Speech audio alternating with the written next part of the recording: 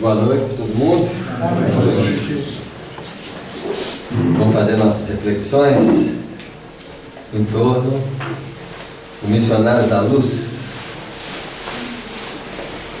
Nós estamos no capítulo 5, exatamente na parte em que os companheiros saíram da reunião mediúnica e, quando perdendo aquela força de influência das energias que a reunião proporciona a nós, de imediato os companheiros de sempre aproximaram-se, cada um deles, dos companheiros que estavam saindo da reunião, e de imediato o padrão mental de cada um deles mudou, em decorrência da sintonia espiritual que eles tinham com as entidades que naturalmente faziam parte do seu dia a dia. Como acontece com quem? Com a gente mesmo, né? Em determinado momento eles estavam conversando e o Alexandre resolveu participar da conversa. Colocou a mão na cabeça da menina mais nova e inseriu suas forças espirituais sobre a mente dela. Então nós vimos ali um intercâmbio espontâneo de mediunidade, em que muitas vezes a pessoa fala assim: puxa vida, a mediunidade da menina foi, para a gente notar que, é lógico, a mente da menina é muito nova, não sofria os embates que a vida ainda proporciona a nossas experiências quando já enfrentamos o dia a dia. Isso facilitava muito a ação espiritual do companheiro, né? E sendo ele um espírito mais elevado, ele talvez não tivesse tanta dificuldade de influenciar a mente dela, que não era uma pessoa problemática. E ele então passou a conversar com ele, com a mãe e o filho, o irmão, como se naturalmente pudesse dialogar com eles mais através da menina, né? Eu vou ler a primeira parte do parágrafo que nós já pegamos, eu não vou voltar nela, a gente vai a partir do momento que nós paramos. Então ele disse assim: neste caso, concordo em que o desenvolvimento mediúnico deve ser a última solução, porque antes de enfrentar os inimigos, filhos da ignorância, deveríamos armar o coração com a luz do amor e da sabedoria. A gente falou até aí, mas vou pegar um ganchinho aqui. Muita gente transforma o trabalho mediúnico numa solução de problemas, e o trabalho mediúnico não é para solução de problemas. O trabalho mediúnico é operação em benefício das necessidades que uma estrutura dessa funciona, que é o auxílio aos espíritos. Pode até redundar no efeito positivo em relação aos nossos problemas, mas o trabalho mediúnico não vai solucionar os problemas que individualmente nós temos que fazer o quê? Enfrentá-los, né? Nós não temos uma visão clarificada da funcionabilidade e dos objetivos que cada tarefa tem em si. Nós praticamente entramos no movimento operativo de forma muito entusiasmada. Nós não temos uma amplitude de entendimento, por exemplo, de uma atividade mediúnica, né? Você opera num hospital com a função de auxiliar alguém, patologicamente, ou psicicamente falando, ou fisicamente falando. Não é assim? Você sabe o que você está fazendo. O que é uma reunião mediúnica? E quais são as características que envolvem cada reunião mediúnica, principalmente aquelas que nós conhecemos no centro espírita? Não intercâmbio com o plano espiritual? Então eu vou fazer um intercâmbio com o plano espiritual. Com qual objetivo? Primeiro, o objetivo é auxiliar os espíritos. Segundo, desenvolver um potencial de comunicabilidade com o plano espiritual. É assim? Agora eu vou chamar os espíritos à toa só para mim conversar com eles e falar assim: ó, estou querendo conversar com você aí, você é do plano espiritual, né? Quero bater um papo com você. Você acha que tipo de espírito vai ficar à toa para conversar com a gente desse jeito? Passou um programa. Isso. O nível da pergunta. Isso aí. Tá? Se eu quero fazer uma reunião mediúnica para tirar dúvida dos espíritos, eu posso? Dúvidas Isso. dos espíritos. Isso. Pode. Pode. Que tipo de espírito vai responder? O que tiver dúvida. Tem a solução, né? As dúvidas. No nosso caso, vamos tirar dúvida de quê? Eu não vou tirar dúvida se eu vou casar, se eu vou ficar rico. Isso não é tirar dúvida, isso é o quê? Curiosidade. Curiosidade e segurança pessoal na vida. Mas você não vai para uma mesa mediúnica, eu vou perguntar uma coisa dele. Isso, mas muita gente vai. Vai? Vai. Por isso que tem a cartomancia. Por que as pessoas falam da cartomancia? Porque qual o nível de espírito vai responder perguntas nesse sentido? Uai, bem atrasado. E esse espírito menos interessante. Até os obsessores podem se interessar em responder as perguntas. E tem gente que fica maravilhado porque a pessoa acerta. Mas o obsessor não fica comigo o tempo todo, ele não sabe de tudo. Sabe? Mas ele vai fazer a coisa acertar, ué. E se isso me impressionar, é que eu vou ficar mais ligado ao processo. Vou cair na armadilha que ele quer. Que é o quê? Dirigir a minha vida. É assim? Nós temos que tomar cuidado. Agora, se eu pergunto sobre coisas espirituais, que tipo de espírito vai vir? Os mais elevados. Isso, os que vão me instruir nesse sentido. Qual reunião que vocês conhecem que tem essa função? De perguntar aos espíritos perguntas sobre o saber, sobre a espiritualidade. Vocês conhecem alguma? O registro que a gente tem notícia do livro dos Espíritos. Isso, só no caderno. Não é assim? Eu posso fazer uma reunião com esse objetivo? Sim. Desde que seja muito sério para isso. Os espíritos podem ficar me respondendo? Podem. Eles vão estar perdendo tempo com isso? Não. Não. Mas são poucas reuniões que fazem isso. Até porque os objetivos da própria reunião não são claros. Qual que é o padrão das reuniões mediúnicas no centro espírita na sua maioria? Socorrista, né? O objetivo não é atender aos espíritos. Desenvolvimento mediúnico, em que a gente proporciona um auxílio ao espírito perturbado. É uma evangelização do espírito. Isso. Eu tenho que ter consciência, claro, que eu estou evangelizando o espírito, e tem que ter a naturalidade que isso funciona da mesma forma como funcionaria na onde? Aqui na Terra. Tá claro? Um trabalho, quando eu tenho consciência dele, ele se desenvolve de forma natural. A maioria de nós, não tendo consciência de como trabalhar nesse aspecto, o que nós fazemos? Atuamos de forma inconsciente. Se não tiver consciência do lado dos espíritos, nós estamos perdidos. Não é assim?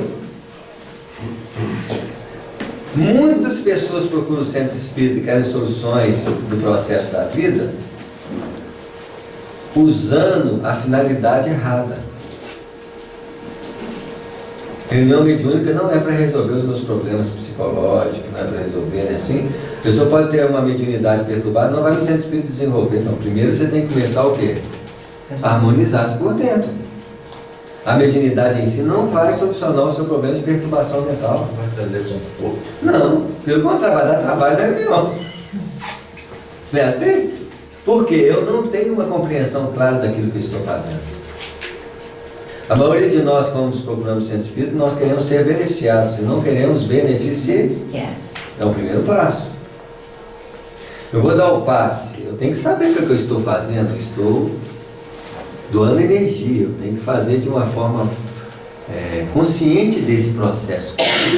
Como que eu vou fazer, né? Assim, não é simplesmente estar ali para estar. Porque para os espíritos, a ação espiritual, elas são feitas de forma muito consciente, com muita objetividade. Quando nós entrarmos na mesma faixa de perspectiva de interesse, vocês podem ter certeza, o padrão vibratório de uma atividade vai ganhar em quanto? Em muito. Como no passe, no próprio passe, quando você não está equilibrado, você deve tomar o passe e não ficar ali para dar, apesar de você ter vindo para tomar, você sente que você não está bem, então aquele dia você não pode desempenhar a tarefa. Isso mesmo. A mesma situação no caso de uma reunião mediúnica. Principalmente se você se conhece, Por exemplo, eu posso ter um mal-estar e ele passar rápido? Pode. Aí eu tomo passo e fico melhor, posso dar passe? Não Não deve. deve. Essa não Deveria. Deveria. Você melhorou? Aí você já pode. Aí, isso porque já melhorou. O meu estado, agora se eu tiver com uma sensação que eu tomei o passe, mas ainda continuo com a sensação de mal-estar, e melhorei, aí eu não vou dar passe. Isso vai depender do quê? Da sua consciência. Lógico, da minha condição interior. Se eu posso chegar meio perturbado lá, tomo um passe, concentro, melhorei bastante. Aí eu posso fazer assim, eu não vou dar passe não, senão eu vou piorar de novo. Não, nem é piorar, mas às vezes você não sente que você está equilibrado. Mas tem gente que pensa assim. E se eu penso assim, acontece o quê? Melhor. Eu pioro de novo. Aí você piora. E aí acontece dos espíritos terem que isolar você para você não piorar o outro. Isso pode acontecer. Ah, sim. Isso depende muito da minha consciência, porque o que representa uma melhoria? Eu estou com uma dor de cabeça. Aí eu tomo um passo e a dor de cabeça não passou. A dor de cabeça pode afetar o passo que eu vou dar? Pode. Pode, se eu não conseguir o quê?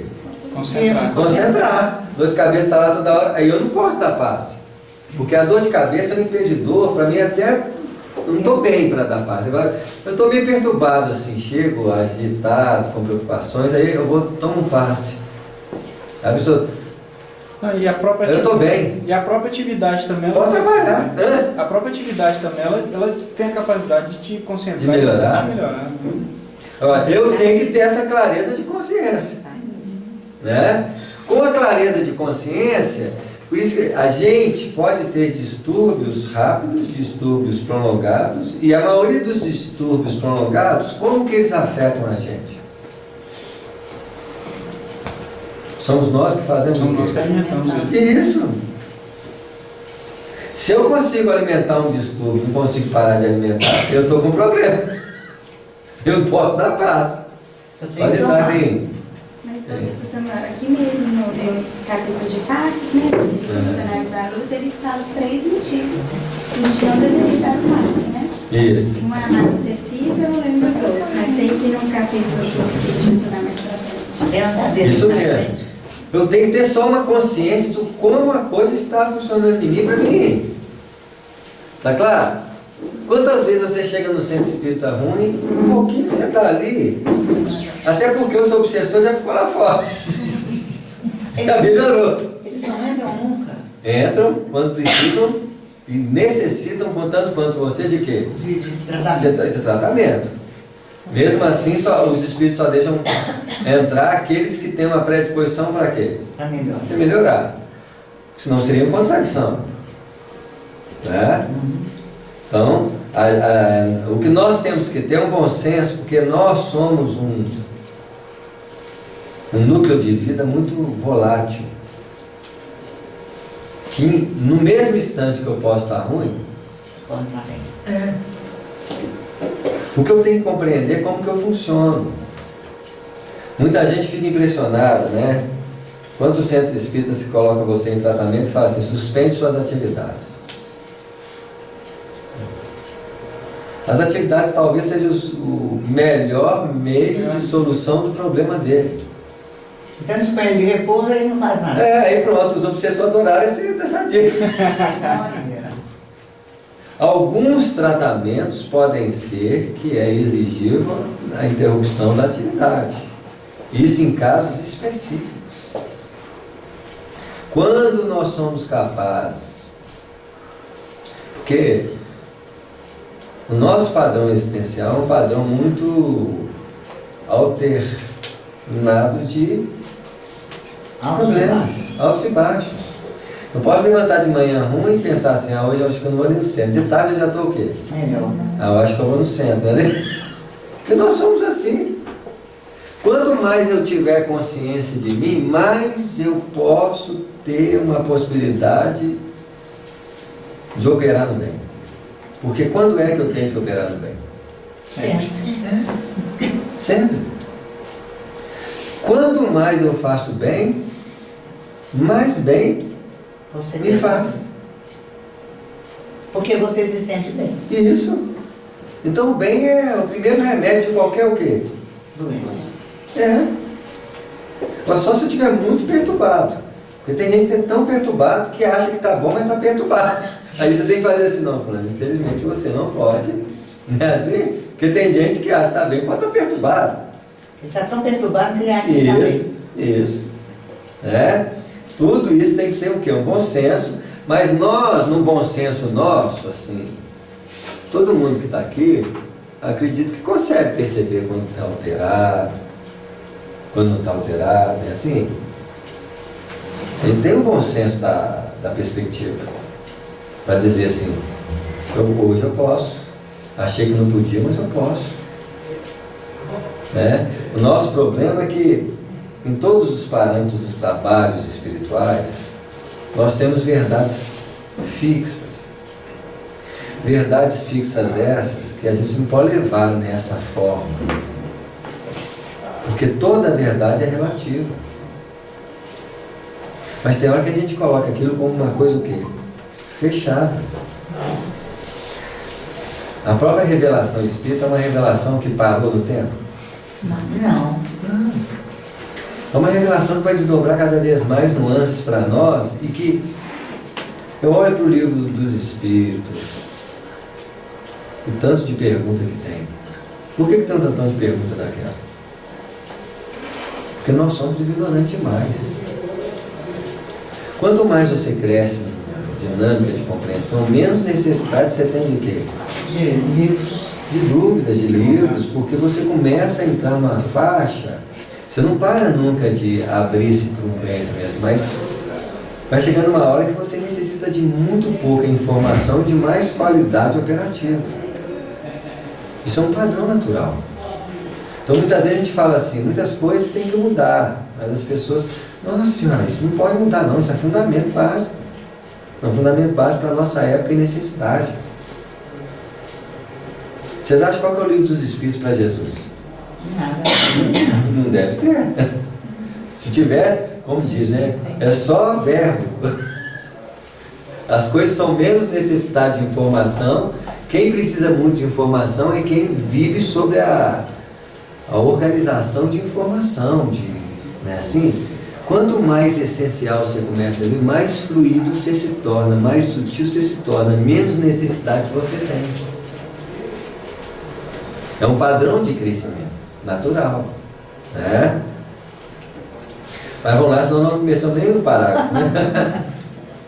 Se você descobrisse perseguidores invisíveis em torno de suas atividades, como beneficiá-los cristamente sem a necessária preparação espiritual?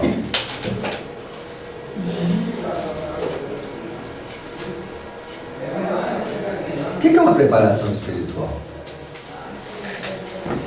Quando é que eu devo fazer? Constantemente. Isso.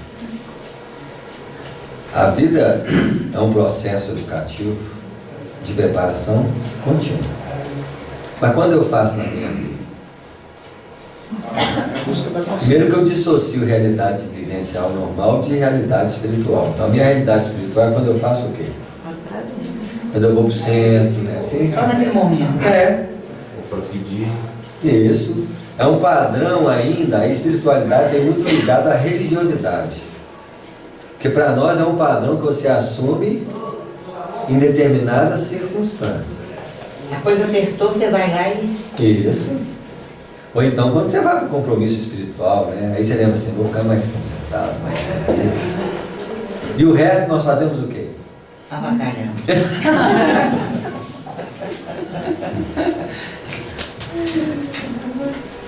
A vida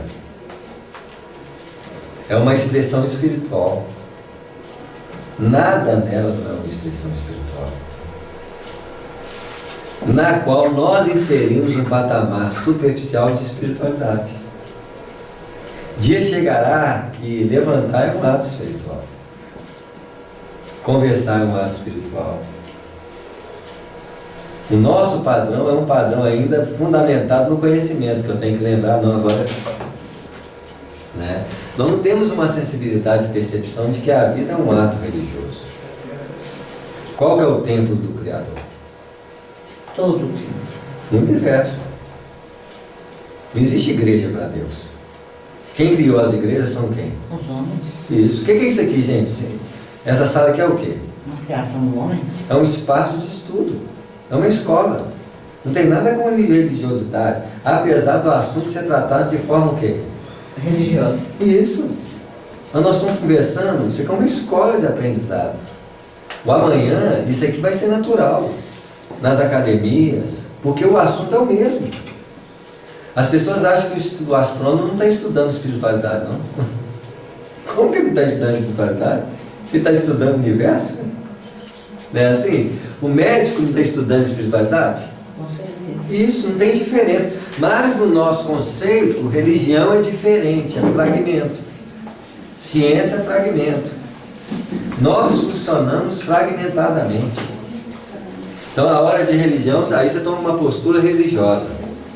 Qual que é a postura religiosa?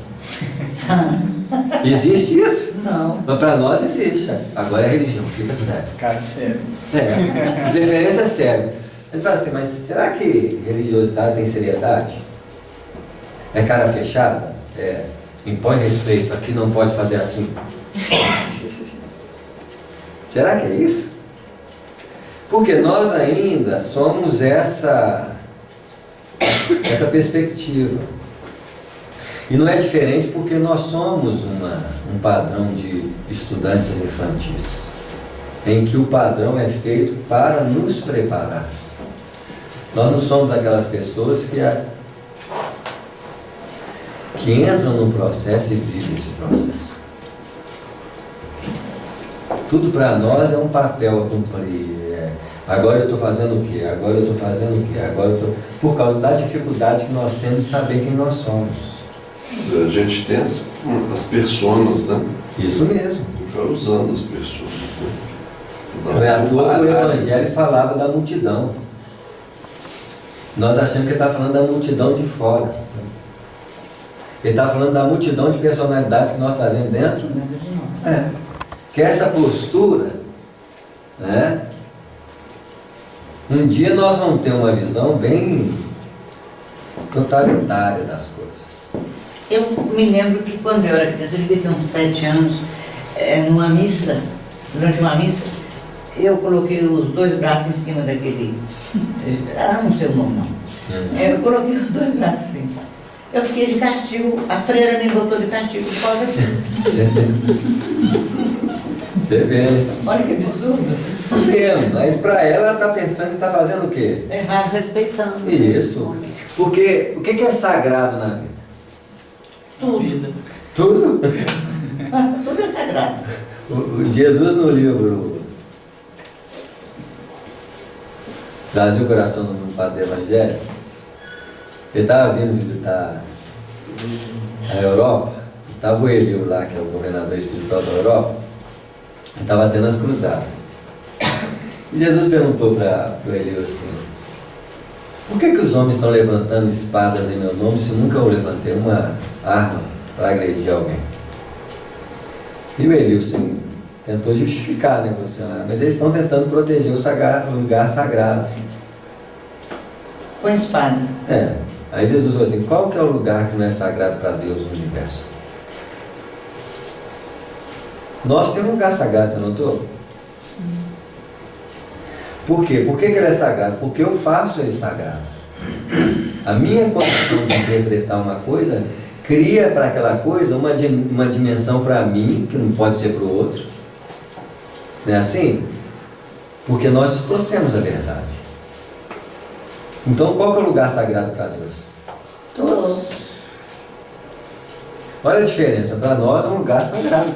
Aquele lugar que eu vou fazer oração, não é assim? Ah, mas lá tem vibrações elevadas. Tudo bem. Os ambientes são movidos por vibrações, mas que todos os lugares são sagrados, são sagrados. Desde que eu veja isso de forma natural. Quem vê a vida sagrada? Quem é sagrado? Levanta a mão. Deixa a vida sagrada. Ah, mas a vida é sagrada. Essa sensação deveria ser a sensação natural de adoração. Onde todos os lugares e a forma como eu vivo é adorador. Mas nós adoramos de que forma?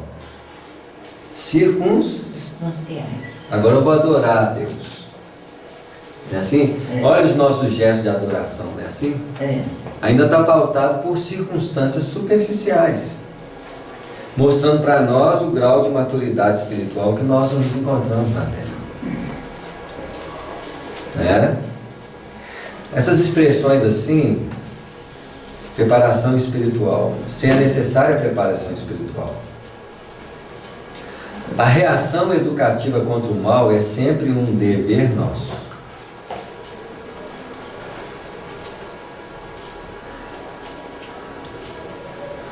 Mas antes de cogitar um desenvolvimento psíquico, que seria talvez prematuro, deveremos procurar a elevação de nossas ideias e sentimentos. Para nós, o princípio de fundamentação espiritual é o desenvolvimento da ideia e do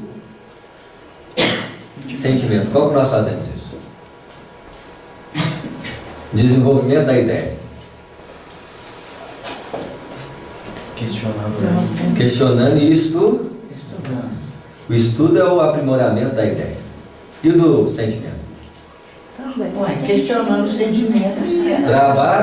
Trabalhando. Que é a prática do conhecimento. Então, o que ele está falando? Nessas condições aqui, gente.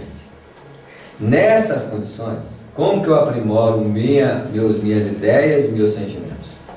Estudando E sentindo. e trabalhando, porque o trabalho coloca o sentido. Eu nunca visitei doente. Visitar parente. Mesmo assim, quando eu visitava parente doente, eu visitava com espontaneidade? Não. Não. Por Obrigação. Quando você começa a fazer uma atividade que tem que visitar doente, as primeiras atividades que você faz daquele jeito, qual que é o nível de espontaneidade que você tem sentindo? Zero. Você é quase mecânico lá assim, né? Assim, você nem sabe direito o que você faz, tá lá. Porque você não tem experiência, você não está desenvolvendo o quê? O sentimento. Isso.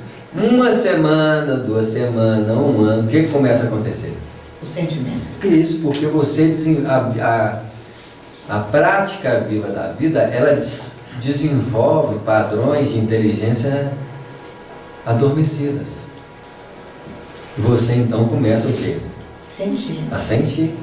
Pode ser o contrário também, né, Samuel? Pode ser uma pessoa que não tem espontaneidade, começa fazendo aquilo meio que por obrigação, vai perdendo interesse. E aí começa a parar de fazer aquilo que ela começou a fazer. Isso, porque aquilo pode também criar um constrangimento. Só perde interesse se tem constrangimento. Eu lembro uma vez um caso de centro, eu contei isso para vocês, que ele quis abrir uma visita a idosos. E pela primeira vez, quando ele fez lá 1 mês, 2 meses, chegou para mim e falou assim: eu quero parar de fazer. Eu falei: por quê? Primeira vez que eu vi na minha vida, alguém quer fazer uma tarefa, para. Eu perguntei por quê. Ele falou assim: não, porque eu fiquei constrangido, com o constrangimento daqueles que eu estava visitando.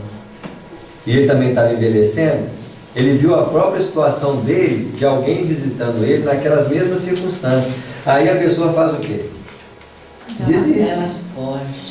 Ao invés de indagar a si mesmo por causa daquilo. O que vai interromper a tarefa dele? Vergonha. Não, mas não tem que confrontar a vergonha? Tem. Isso, mas nós não fazemos isso. Nós preferimos abandonar aquele estímulo de desafio para o quê? Para não sofrer. Isso. Onde nós deveríamos aprofundar. Porque é exatamente naquele ponto que eu tenho que romper com determinadas dificuldades. E o que acontece na maioria das tarefas? As tarefas em si rompem padrões que nós temos dificuldades. Pode ser vaidade, pode ser preconceitos. Quantas tarefas nos rompem algumas coisas que depois você fala assim: gente, eu era muito assim, só de fazer essa tarefa. Né? Então acontece isso também. É curioso porque eu sou dono de um grupo social e nunca são as mesmas pessoas que vão. Sempre começa, a turma empolga, na hora que vê que...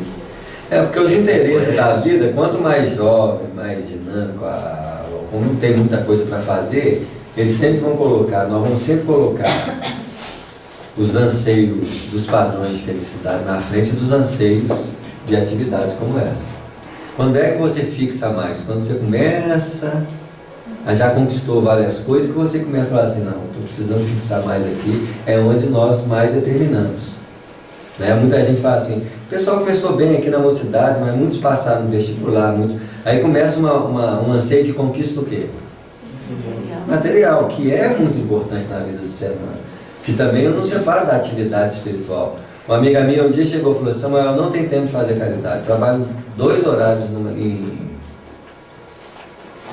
laboratórios, não tem tempo, eu queria fazer caridade, mas assim, como é que você age no laboratório? Com caridade. Isso.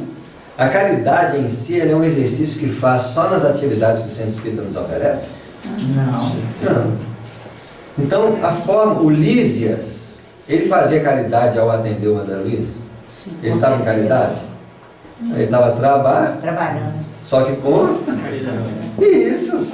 Então nós começaremos a entender que fazer caridade é uma postura interior de como eu faço as coisas. O cara que coloca um pouquinho de dedicação a uma atividade, que nós chamamos de abnegação, aquilo é caridade. Muito mais do que mecanicamente encontrar com alguém para fazer caridade.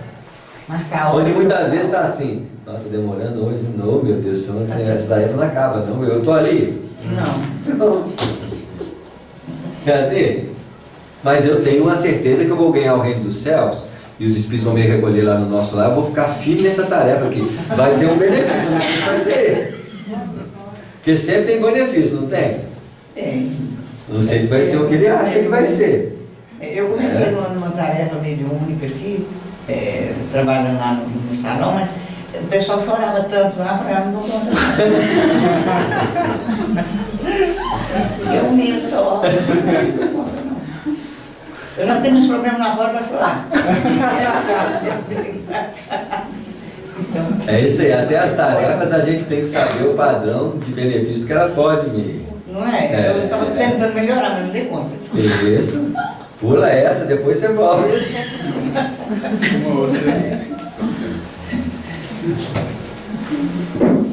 Não podemos constar com uma boa mediunidade sem a consolidação de nossos bons propósitos.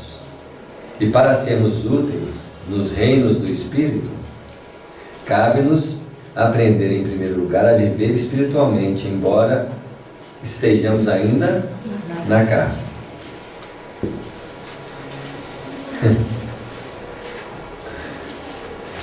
Eu fico imaginando, isso aqui foi escrito em 1943. Essas informações, gente. 45, né? Essas informações para espírito novo, igual iniciante na doutrina espírita, né?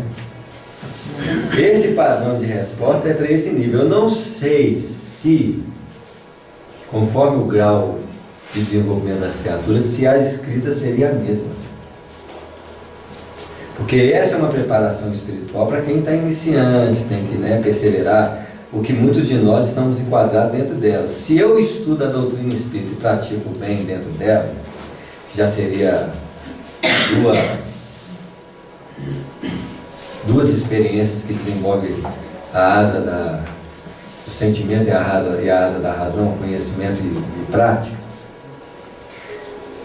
começando a surgir as penugens das asas, né, do anjo, já é um grande passo. O que ele chama de preparo espiritual básico é esse: estudar e praticar. Se você está empenhado no estudo e está praticando, você está preparando espiritualmente a sua vida. Já é um grande fundamentador de espiritualidade. Mas esse é só o princípio, viu, gente? Mas um bom princípio.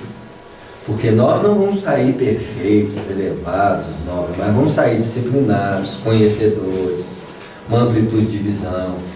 Porque muitas vezes eu posso não ter uma reforma íntima fundamentada na raiz dos problemas, eu posso ter um comportamento raciocinado que me impede de fazer problema. Eu posso não falar com elevação, mas você pode pensar assim: eu não vou ficar conversando isso não, que se eu continuar conversando aqui é um sério problema para mim. E você faz o quê? Fecha a boca. Você ainda não fala com elevação, mas você já tem consciência que você não pode o quê? Falar. É isso, que já é um grande passo. Mas vai chegar uma hora que não falar já não é só uma necessidade.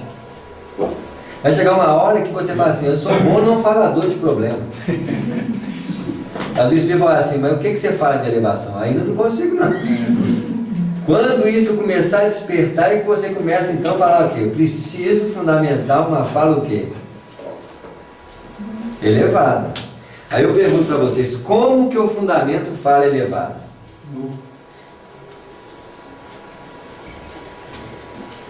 Recitando informações adquiridas? Não. É uma. É uma. É uma. Ajuda. Tudo ajuda. Isso mesmo. Mas a minha fala elevada é quando eu me tornar elevado. Se eu sou elevado, eu só falo elevado? Só. Falo elevado, penso elevado, ajo elevado, porque eu sou elevado. A melhor manifestação de um processo natural é quando eu me torno ele. Mas nós não nos tornamos. Será que não dá tempo? Dá tempo? Não sei se nessa encarnação, mas dá Ué. Coisa que eu não posso preocupar é com o tempo nessas horas. Não, de jeito nenhum. Não é assim? Mas eu posso começar a consolidar essa perspectiva no primeiro passo, não expressando a inferioridade. Estando atento ao quê? A forma interior que gera a produção daquilo que eu faço. Porque se é na forma interior que eu vou elevar para falar, então não é com a elevação que eu falo. É. Eu tenho que compreender a forma que está criando, a forma que eu expresso que está criando o que eu falo. Então o primeiro passo da transformação interior é ter consciência do quê? Que você está criando. Da fonte de criação, que é o fundo de quem eu sou que cria. Aí você fala assim, no dia a dia eu sou o quê? O que nós somos no dia a dia? muita coisa. Nossa, mas nós temos muitas maneiras de Isso. dia a dia. Isso, então eu tenho que estar o quê? Atento. Atentos. Essa atenciosidade, ela é o quê? Atenciosidade a quê? A busca da Ao que estamos consciência. fazendo. É o que estão fazendo, ao que eu estou o quê? Então, eu tenho que observar o que eu estou sentindo, como eu sou, para saber o que vai sair, né? Assim, se eu chego num lugar meio brincalhão, vai sair o quê? Brincadeira. É. Aí eu já falo assim, estou meio brincalhão, deixa eu ficar mais atento aqui. Mas a brincadeira em si, quer dizer, desde que seja brincadeira mesmo, ela não depois encontra. Pode não depor conta de um determinado patamar, mas pode depor em outros determinados patamares? Pode? Pode. Isso. Eu estou querendo melhorar meu padrão de vida, eu não estou querendo superficializar que eu não vou brincar, mas eu quero criar um padrão de produção elevado. Até para brincar pode ter elevação? Pode. Pode. Tá claro? Claro. Eu quero padronizar uma elevação do meu ser. Eu só vou padronizar uma elevação do meu ser se eu observar o estado em que eu manifesto o dia a dia. Eu estou com pressa. Todo mundo sabe o que está com pressa, não sabe? Nossa. É um padrão de ser? O que vai sair na nossa fala, na nossa ação? O que vai sair? Só com Isso. Você já vai falar com quem? Com pressa. Tá claro? É isso que nós precisamos compreender. Que eu preciso mudar o conteúdo, a qualidade do meu ser. E se eu estou com muita raiva, o que vai sair? Com raiva. Então, quando eu estou vigilante à natureza de quem eu sou, eu tenho uma chance daquilo não manifestar. Eu estou com raiva, eu vou ficar o quê? Calado. Calado. Mas isso implica muito também, é uma questão que Emmanuel fala da disciplina, né? Quanto menos você fizer rodar esse disco que você é, mais serenamente observar e atentar e tomar conta, você acaba adquirindo algum benefício, não? Sim, porque a disciplina antecede o quê? A espontaneidade, né? Assim, qual que é a espontaneidade que é oriunda da disciplina?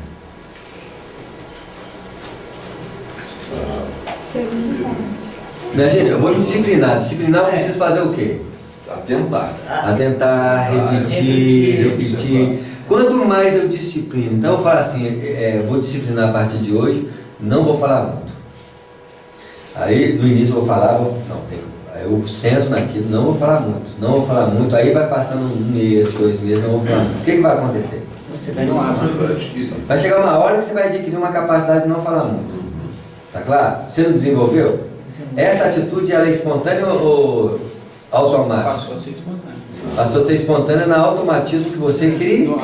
Você se autocondicionou. Isso, um condicionamento fixo que você fez o quê? Então, os espíritos falam, existe condicionamento físico e condicionamento mental. Agora, um dia eu começo a observar a natureza da minha mente que quer falar muito. E busco o anseio de querer aparecer, um anseio de ser respeitado, um anseio de ser escutado, de ser visto. E começo a observar que isso tudo é uma expressão muito superficial de viver. E você começa a ter consciência clara dessas ações e desse movimento, em que você, na hora que você ia falar, você vê isso. Aí você vê se é útil ou não, né? Isso. Você para assim e fala assim, não mesmo que seja útil, mas a minha intenção era o quê? Chamar a atenção. Aí você fica calado. Isso, porque aí eu Como você vejo falou. aquela intenção e falo assim, para aqui. Quando você começa a fazer isso, não foi através da disciplina, foi através do quê? Condicionamento. De uma consciência. Conscientização. Isso quer dizer que nós somos pouco conscientes do fenômeno de criação. A nossa ação diária é muito mecânica. Nós falamos pelo cotovelo, nós agimos mecanicamente, E é lógico, se eu sou agindo mecânico perturbado, é preferível disciplinar e fazer o quê? Preferível.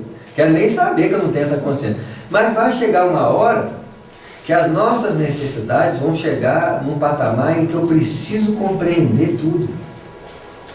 E quando você começa a compreender, imagina que se eu não preciso mais aparecer, que eu não quero ser centro de atenção de ninguém. Quando é que eu vou falar da verdade? Você Pra será você, a verdade, né? Certo, mas quando é que eu vou falar dela se eu não quero aparecer? Nos assuntos.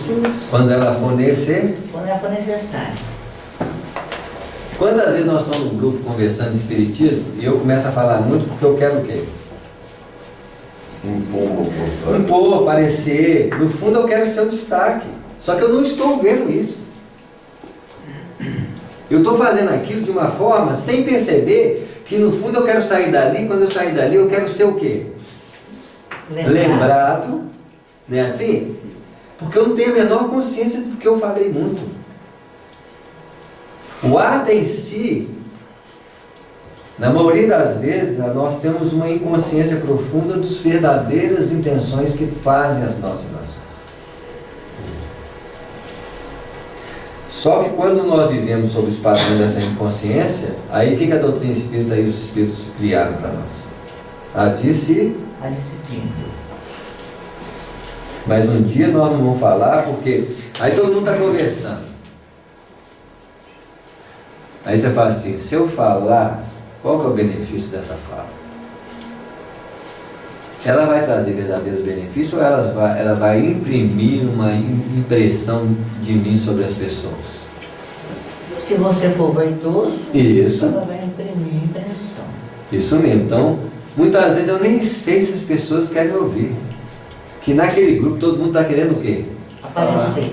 Isso. Então todo mundo está com o mesmo o quê? Necessidade.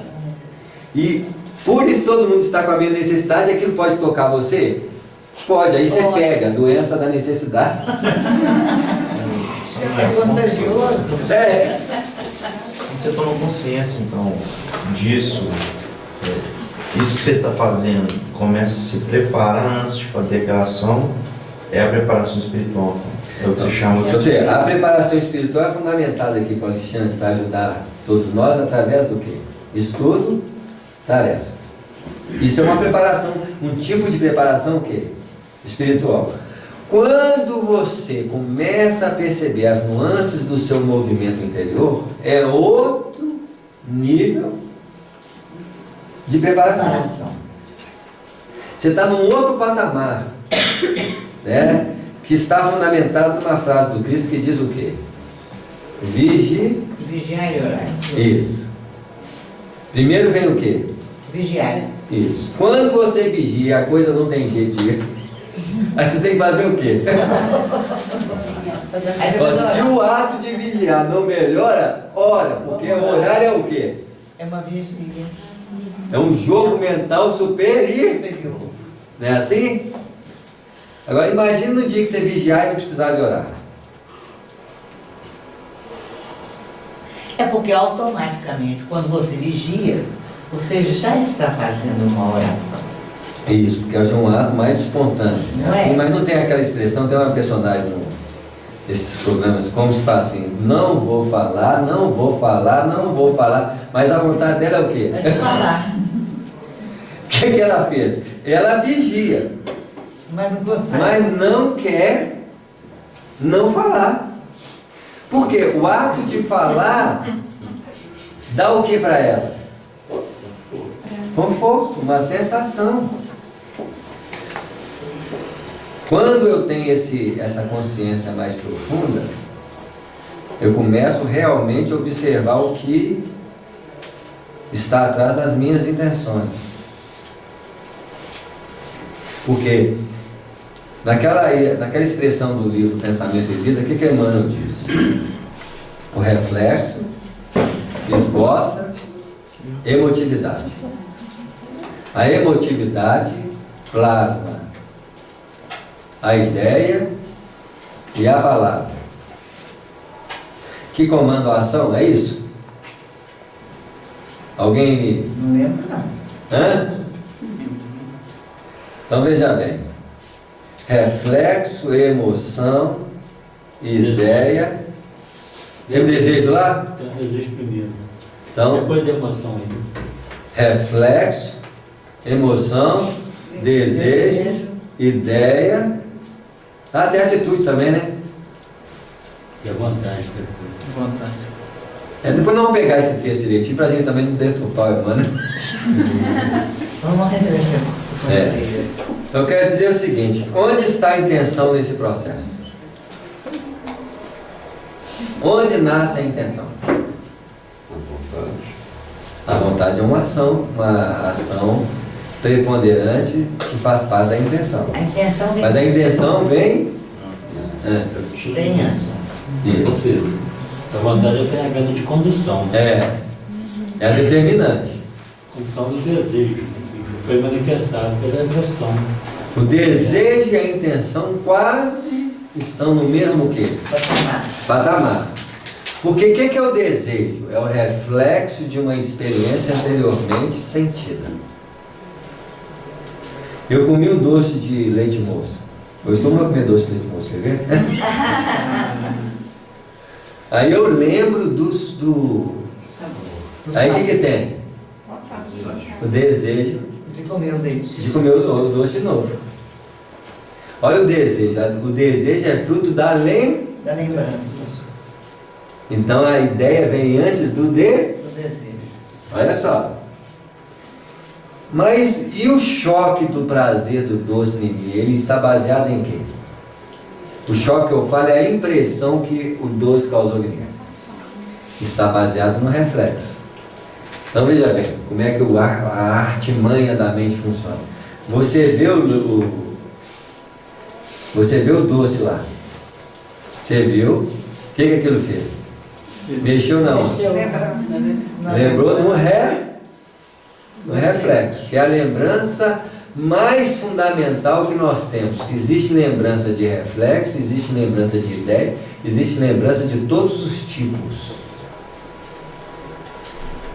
Porque tudo não é lembrança? É. Então olha só. Porque uma lembrança pode ser um pensamento Pode. quando ele é elaborado. Isso. Não é assim? É impressionante como que Jesus falou assim, né? Na multiplicação. Ele multiplicou o quê? Pães e peixes. Peixes e Pães. pães. Qual que é a diferença de pães e peixes?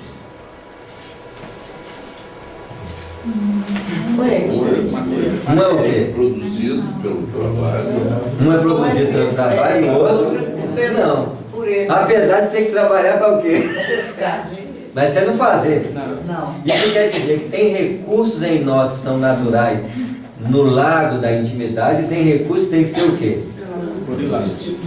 Produzidos. Qual dos dois tem mais cara de natureza animal e qual dos dois tem mais cara de natureza hominal? O pão. Então o pão é recurso de desenvolvimento nos campos do espírito na realidade humana. E o peixe, Na realidade espiritual. na realidade Animal. Isso. Então veja bem, quando Jesus estava multiplicando pão e peixe, qual que tinha mais quantidade? Provavelmente animal. 5 peixes e 2 pães ou 2 pães e 5 peixes? Eram 5 peixes e 2 5 pães. peixes e 2 pães. O que estava ligado aos 5 está ligado ao quê? Aos 5, Ao animal. Aos 100. sentidos. Nossa. E o que está ligado aos 2? Ao sentimento e à razão. E a razão. Tudo ali tem uma lógica de profundidade. Tá claro? Mas o que eu quero dizer? O pão é fruto do trabalho no campo do raciocínio. O peixe é fruto espontâneo da experiência adquirida no tempo e no espaço. Um é de elaboração que gasta energias. Não é assim? O pão. É disso que Jesus está falando. É uma elaboração de construção diferenciada a todos os dois aspectos. E que os seres humanos têm o quê? Necessidade. Eu nem sei porque que eu falei isso aqui, não é alguma coisa associada ao que eu estava querendo falar. Também não, mas eu estou pensando lá na cabeça. Você estava fazendo a digressão do pensamento, daquela coisa anti-Emmanuel, né? Samuel, eu estou pensando lá na mão do Alexandre, na cabeça da menina lá. Certo. Na influenciação. Isso. E como que resolveu o problema da menina lá na influenciação? Não resolveu, ele simplesmente materializou praticamente o Alexandre conversando com o pai, com a mãe e com o filho, com o irmão. Sim. A menina Era apenas o quê? era apenas o veículo. Isso, então desenvolveu o quê? E o que aconteceu ali? Aconteceu. A mediunidade espontânea. Qual das duas foi mais a mediunidade exercitada no centro espírita? Ela foi mais espontânea ou a mediunidade exercitada pelo Alexandre foi mais espontânea? A do Alexandre. Lá no trabalho mediúnico que o companheiro está querendo manifestar, tinha o quê? Dificuldade por quê? Primeiro porque o espírito, para manifestar, ele era um espírito elevado? Não. Apesar da sintonia natural com o companheiro lá, que tinha mais facilidade, tinha muita dificuldade. O Alexandre agindo sobre ela tinha mais dificuldade de agir ou não? Não, mais facilidade. Não, mais facilidade por causa de quê? Por ela ser mais... Por ele ser mais mais elevado. Ele encontra menos dificuldade, mesmo na dificuldade que nós podemos apresentar. O que é diferente do espírito que está num padrão mais próximo, querendo o quê? Manifestar. Tá claro? Mas mesmo assim, o Alexandre com a menina, nas condições que ela se encontrava, por ser uma menina mais tranquila, talvez um padrão mais elevado, ele fez com que ela se aproximasse ao padrão dele e fez com que a mediunidade pudesse ser o quê? Fluente e natural. Tá claro? Se fosse um autóctono índio, quem queria falar daquela frase do Alexandre? Não entender nada. Não entender nada. Ele ia falar desse jeitinho que ia falar aqui? Ele ia falar assim, índio está falando para você? O Alexandre ia ter dificuldade de quê? De entender. Não, de usar o recurso. Apesar da superioridade que ele tem. O Alexandre ia chegar assim, vou fazer uma manifestação mediúnica lá na Trevo.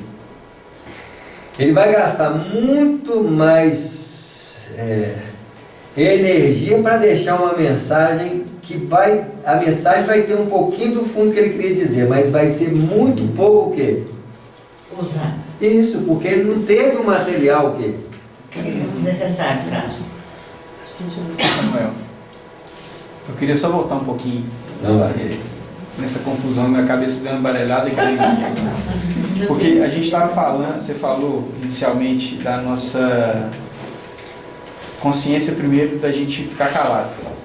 E aí depois você falou que só ficar calado não vai chegar uma hora que não vai bastar pra gente. E aí você veio com a intenção. E aí você deu o exemplo do burilamento do pão. E eu tô achando que você ainda. Eu acho que ele não chegou. Então vamos bem. Quando eu trabalho na disciplina da fala para ficar calado, eu estou trabalhando em qual nível? Interior. De fora para dentro. Atuando, eu quero ficar calado. Está se disciplinando. Vou disciplinar o quê? A fala. Eu estou trabalhando na superficialidade do mecanismo. Ok. Quando eu olho para a intenção, eu estou olhando para onde? Para dentro de si. Isso, não é na fala, no ato exterior. É em algo que antecede. Então eu estou falando de uma disposição de olhar para onde? Para dentro. Eu estou falando de uma disposição espiritual de produção. Eu estou falando de uma qualidade íntima em que, se eu me acostumar, então eu levanto de manhã e falo assim: estou indisposto. Com a minha indisposição, qual que é a probabilidade de produção? Nenhuma. Perturbadora. Você não vai levantar. Isso, porque eu posso aceitar a indisposição assim, nem levantar eu vou. Tá claro? Qual que é a durabilidade de uma indisposição dentro de mim? Vai depender de você, ué. Vai depender do que eu alimentar ou não aquilo. Como que eu posso alimentar a disposição perturbadora? Pensando aqui. Pensando é uma forma. Falando é outra forma. A gente faz as Então veja bem, eu estou querendo mudar o padrão da intenção. E fico vigilante e digo assim: estou indisposto. E essa indisposição já começa a pensar assim: está tudo ruim. Eu começo a colocar em xeque todo esse padrão. Porque se eu alimentá-lo, o que eu vou fazer? Vai falar. Isso, então eu estou começando a não querer trabalhar na disciplina da fala. Eu estou querendo mudar a fonte de sustentação que cria a fala. E a fonte de sustentação que cria a fala não é na fala. É naquilo que antecede ela e está nas minhas disposições íntimas, que está na base da intenção. Então eu observo a natureza da minha atividade interior e falo assim: eu não vou pensar negativamente, eu não vou alimentar o padrão fisiológico dela e vou mudar a característica do fundamento intencional. Então eu levanto, não falo e fico vigilante para a qualidade das expressões que podem sair dali. Na hora que eu assustei, aquela sensação fez o quê? Sumiu. Agora eu posso o quê? Falar. Isso. Porque nessa dinâmica, o trabalho espiritual é uma dinâmica que não para. Porque você entra no padrão que Jesus disse: vigiai a fonte. Vigiai a natureza daquilo que está sendo produzido. E quando é que eu paro de produzir? Nunca. Então eu tenho que estar sempre o quê? Vigiando. Então eu crio uma sensação interior de um alerta interior sem luta. Sempre o quê? Atenta. Sem que eu preciso ficar na órbita da disciplina. Porque a disciplina é muito benéfica a todos nós. Porque está na doutrina espírita de frente para trás, de trás para frente. Eu estou falando de uma necessidade superior de crescimento espiritual. Em que a própria doutrina não fará mais necessidade. Por quê? Porque já somos. Isso. Qual é a função básica da doutrina espírita? Fazer com que sejamos. Fazer com que você seja espírito. Não é assim? Revelar a natureza dos espíritos, o ato das comunicações entre os espíritos, revelou tudo isso para nós. Enquanto precisa de revelação, precisa da doutrina espírita. Quando eu começo a compreender o que é espírito, então o que é o espírito agora? Sou eu. Isso, quando eu faço o quê? Viver como espírito. Quando eu estou criando. Porque eu só posso viver como espírito de uma forma. Criando. Isso, então quando eu falo, quando eu penso, quando eu estou produzindo intencionalmente alguma coisa. Quando eu olho para a fronte de criação, eu estou olhando para a matriz de criação. Então quem cria? Deus. O Espírito. Deus cria. Ah, o Espírito. Tá. Isso. Tá. Quando eu olho para mim no processo de criação, eu estou olhando para o Espírito. Eu já não preciso acreditar mais no Espírito. Porque eu não vou acreditar no Espírito depois da morte. Porque não tem diferença nenhuma do Espírito encarnado e do Espírito desencarnado. Porque ele está criando do mesmo jeito. Isso. Quando eu compreendo o processo de criação, eu compreendo que eu sou Espírito. Porque eu estou criando o tempo inteiro. Então eu passo a estar atento à matriz criadora.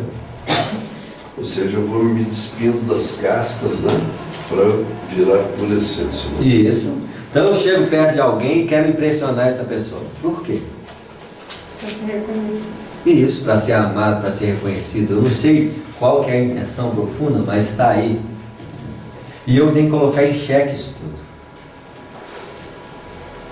A matriz que faz com que o meu movimento na vida exista.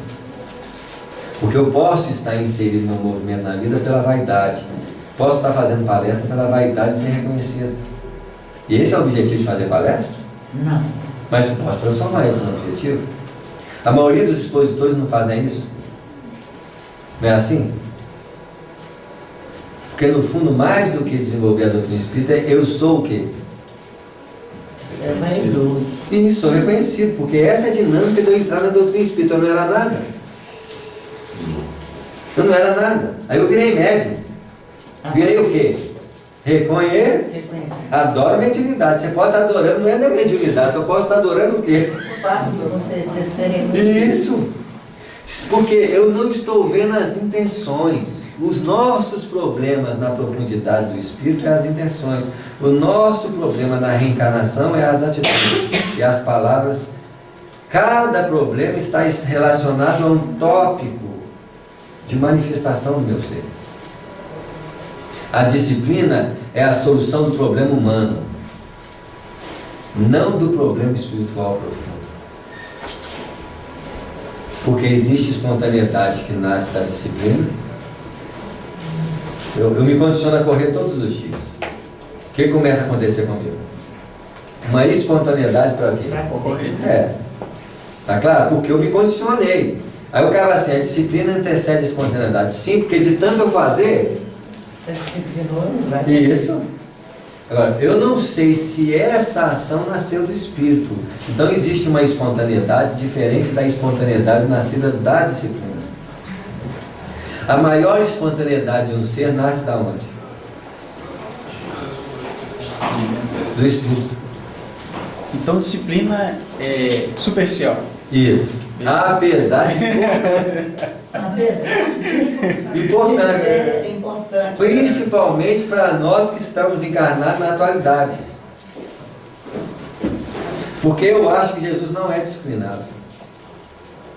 E nem lembra mais de disciplina. Ele não precisa disso. Porque ele é a manifestação do puro o quê?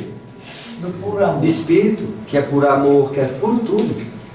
Jesus não faz esforço nenhum para escolher entre o bem e o mal, porque ele não tem mais o mal para escolher, então ele não tem mais livre. Não, porque ele só é bom. O cara, quando é bom, ele não escolhe entre o bem e o mal, o certo e o errado, não. Não, já era. Porque o livre-arbítrio nasce do determinismo do bem, e o determinismo do bem é a síntese da fundamentação do livre-arbítrio. Porque eu saio de Deus sob a ótica do bem, desenvolvo o livre-arbítrio para escolher o bem, para depois só fazer o quê? E onde que eu vou ter livre-arbítrio? Hora nenhuma. Isso. Aí eu entrei nos determinismos da vida. Qual que é o determinismo verdadeiro? O bem. Bem. Mas isso tudo aqui para nós é teoria, entendeu? Eu quero ver na prática. Porque para principiar isso tudo, eu tenho que entrar para onde? Para dentro. Para dentro. E para entrar para dentro não tem cabeça. O livre-arbítrio, então, só vai existir se com bem e mal? Enquanto você não for bem. Mas duas escolhas boas. Precisa de ajudar duas pessoas a escolher. Não importa, se é bem, você não está escolhendo. Você está sendo. Está sendo. Se passar pela ótica do pensamento, você está escolhendo. O pensamento é fruto do quê? Do Do conhecimento. Aí eu tenho que escolher. Porque eu não estou ainda o quê? Sentindo. Vamos dizer, eu não sinto o sofrimento do outro. Aí eu vou fazer caridade. Aí eu olho assim, vou ajudar porque está escrito no livro, eu lembrei, ó. Tem que ajudar o outro. Tem gente que olha e fala assim, essa pessoa está precisando de auxílio. E ela faz aquilo de uma forma o quê? Natural. Sentida. Ela não pensou duas vezes, não igual eu. Uma vez eu estava no centro da cidade, uma pessoa caiu no chão e eu fiquei pensando, ajuda ou não ajuda? Eu fiquei o quê? Achou? Raciocinando. Nossa, sou espírita, tem que ajudar. Chegou outro lá e fez tudo, eu fiquei lá o quê? Eu fiquei na lógica do pensamento. Entre a escolha do que era certo e isso. Tá claro? Por isso que no processo do Evangelho, quem parece primeiro, José ou Maria? Ah, José ou Maria? Epa. José, ué. É José? Porque é a razão. Isso. Mas quem que é o último personagem antes de nascer Jesus? Maria. Maria. Porque Jesus nasce da união da razão com o sentimento. Mas até então, o Antigo Testamento, quem que é o principal elemento na órbita dos valores? Homem ou mulher? Homem. Homem. É, porque aí começa Adão, vem o quê? A Eva. Abraão. Vocês veem assim, Abraão, Isaac e Jacó. Você não vê a mulher de Abraão, Sara, como é que é? Ará, sei lá o nome da. Tá claro? Eles não pegam a mulher. Por quê? A mulher que se destaca é a última. Qual que é a mulher que se destaca antes do homem? A única mulher que se destacou como mais importante no processo. Maria. Isso. Porque para nascer Jesus, Maria tem que ser o ponto fundamental. Porque até Maria, quem era fundamental? O homem, a razão. Mas toda vez que a razão iria ter que se desenvolver, essa razão precisava o quê? Casar. Porque quem vai fazer o processo de crescimento transformador da razão é o sentimento. Então Abraão tem que casar com quem? Com a escrava. Uma vez embolou tudo. Com a escrava? Ele tinha uma mulher que casou com a escrava. Então, vamos pegar mais próximo de nós aqui. Vamos. Zacarias casou para nascer João Batista, a razão modificada. João Batista é o filho de Jesus. Isso. Zacarias estava casado com quem? Isabel. Isso. Então eu caso a razão estabelecida como sentimento para gerar uma nova razão. Aqui é o João Batista. Isso. Que é o João Batista fecundado pela união daquela razão antiga com o sentimento. Eu caso esses dois para surgir uma nova razão. Então o filho tem que procurar uma nova razão. Mulher. Aí ele se danou, né? O único que não se casa e dá em casamento é quem?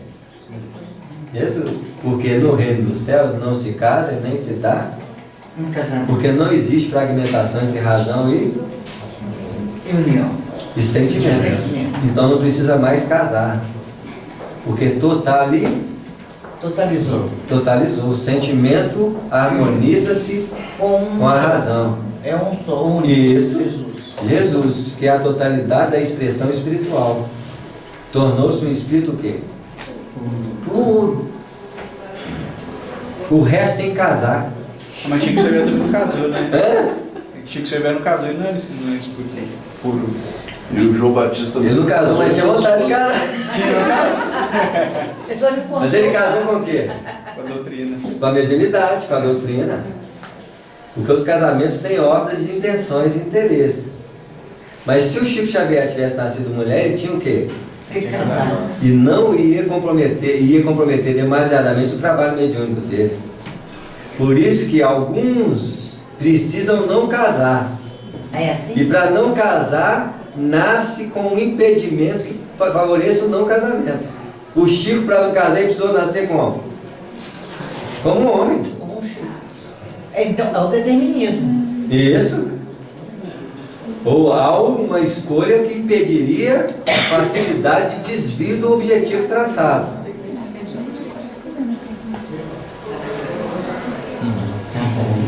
E nosso tempo esgotou. Também tinha que esgotar. Nós paramos aqui na carne, né?